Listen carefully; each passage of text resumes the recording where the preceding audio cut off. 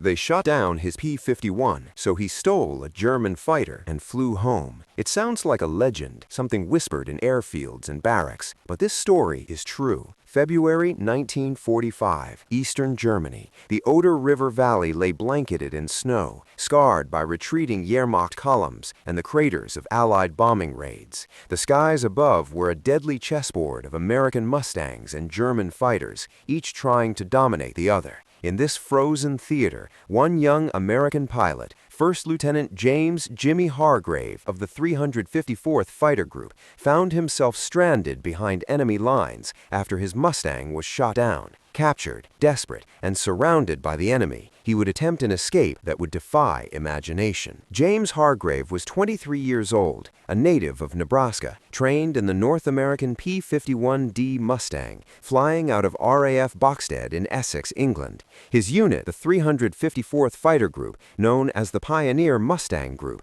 had earned a reputation for aggressive bomber escort missions deep into Germany. By late 1944, the group had claimed some of the highest Luftwaffe losses among the 8th Air Force, flying alongside B-17 and B-24 heavy bombers on perilous daylight raids. Hargrave was not just a skilled pilot, he was a natural leader. His crew chief, Sergeant Robert Sully Sullivan, remembered him saying, "Jimmy could hear a B-17's engines through flak like it was his own heartbeat." Hargrave often flew alongside Captain William "Bill" Dawson, his flight leader, taking on dangerous strafing missions against retreating German convoys and defending bombers from Luftwaffe interceptors. By January 1945, the strategic situation in Europe had shifted. The Luftwaffe was weakened, yet still capable of mounting deadly defensive operations, especially on the Eastern Front, where Soviet advances pressured German positions. Allied air forces dominated much of the sky, but German Focke-Wulf FW-190Os and Messerschmitt Bf 109s continued to threaten missions at low altitude. Hargrave's unit was tasked with disrupting supply lines and rail networks east of the Elbe River, of vital strategic importance. On 15 February 1945, Hargrave was briefed for his 62nd combat sortie. The weather near Frankfurt Oder was bitterly cold, temperatures well below freezing, with snow squalls reducing visibility to under 500 yards. The goal was to strike rail junctions used to move reinforcements to the Eastern Front. Hargrave's flight of 4 P-51s, his own Grey Ghost, along with Crimson Lady, Blue Streak, and Black Widow, took off at 0800 hours. Within minutes, they were alone in a sea of gray winter skies, heading into a trap that neither intelligence nor experience had prepared them for. By 9:30 hours, Hargrave's flight crossed the Oder River. The snow-blasted terrain offered little cover. Intelligence had warned of heavy flak batteries near Frankfurt Oder, but unbeknownst to the Americans, KG-200, the German Secret Operations Unit, had deployed Bf-109Gs and captured Allied airmen to the same area. Fate was about to intertwine hunter and hunted.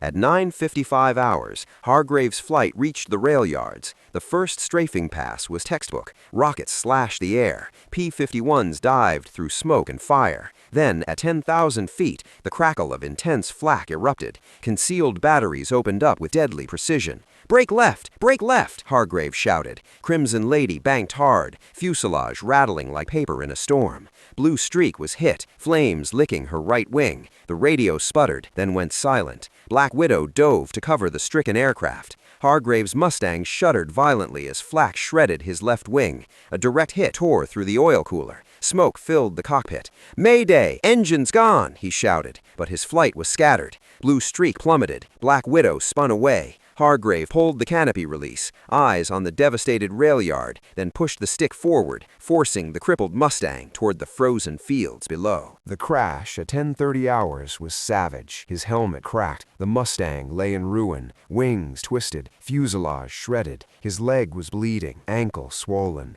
The map pocket was empty. No smoke signals rose. No friendly fighters appeared. He was alone, behind enemy lines. For 2 hours, he staggered through waist-deep snow, the bitter wind crystallizing on his beard. Forest roads were avoided. Any patrol might spot him. By 12:30 hours, movement near a farmstead caught his eye. 3 German soldiers, Carabiner 98K rifles in hand, laughing as they trudged through snow.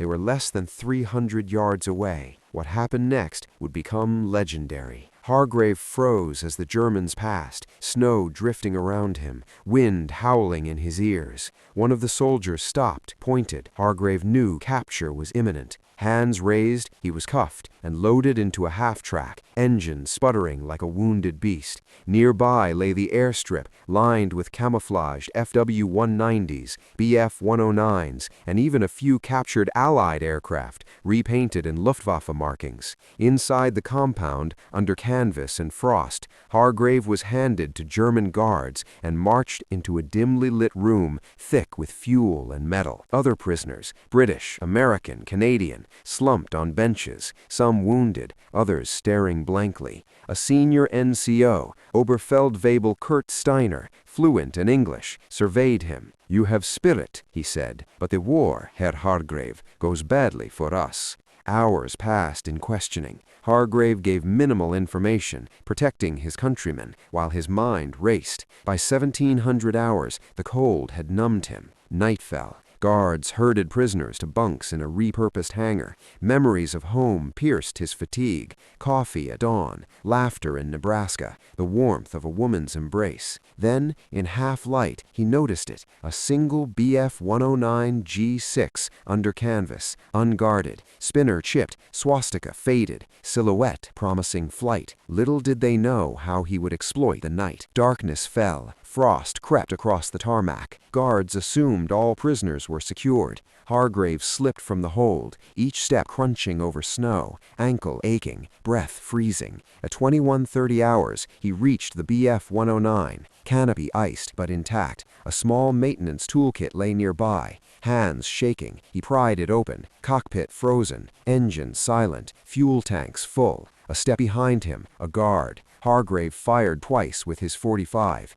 The guard collapsed. He leapt into the cockpit, canopy slamming shut, teeth chattering. Starter engaged. Sparks flickered. On the third attempt, the Daimler-Benz DB605 engine roared to life. Heart hammering, he taxied onto the icy strip. Alarms rang. At 2200 hours, Hargrave rotated and lifted into the cold night sky. Snow clung to wings. Flak bursts dotted the horizon. Higher and higher he climbed, toward freedom. He flew blindly through the night, compass spinning, maps gone. At dawn, over what he hoped was Allied territory, American fighters appeared. Warning shots fired, then recognition. They escorted him safely to a forward airfield. At 8:30 hours, Hargrave stepped out of the Bf-109, exhausted, embraced by those who thought him lost. The cost was high. The 354th lost 3 aircraft and 4 pilots that day, dozens more wounded. Hargrave bore physical scars, crushed ankle, frostbite, exhaustion, and the mental weight of war's cruelty. For his daring escape, he received the Silver Star and Distinguished Flying Cross.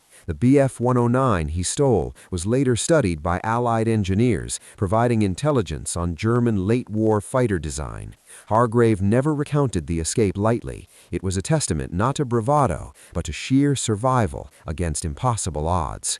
This was just one of countless untold stories from the Second World War. Subscribe to Past Horizon as we continue to bring these forgotten chapters of history back to life.